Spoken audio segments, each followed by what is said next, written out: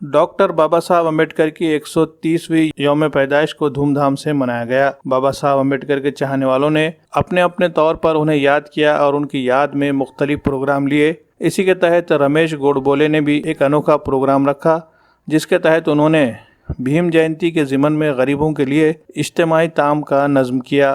ताम का ये नज़्म देवगांव चाल में रखा गया था। कोरोना के सारे गाइडलाइंस का लिहाज करते हुए ये प्रोग्राम लिया गया।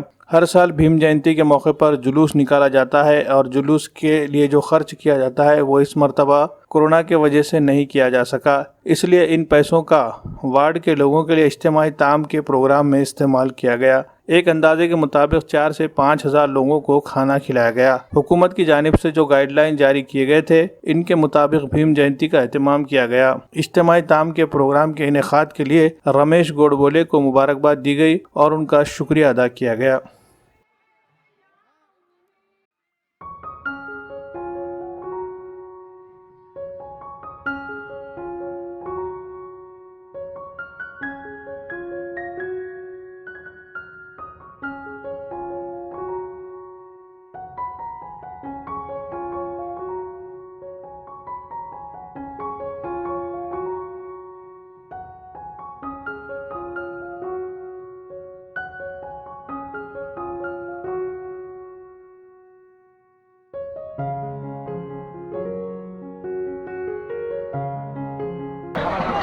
सर्वप्रथम डॉक्टर बाबासाहेब आंबेडकर यांच्या 130व्या जयंतीनिमित्त सर्वांस हार्दिक शुभेच्छा।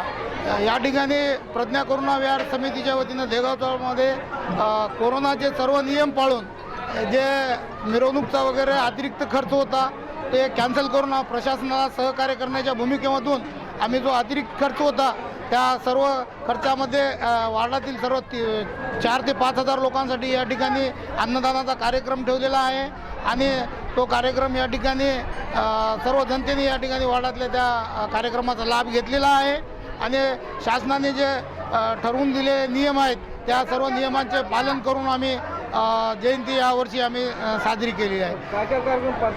आम्ही सर्वप्रथम रात्री डॉक्टर बाबासाहेब आंबेडकर यांचे 12 वाजता झेंडावंदन करून आतिषबाजी केली आणि वंदना घेतली। त्याच्यानंतर सकाळी ठीक 11 वाजता नागपूर दीक्षाभूमीचे सदस्य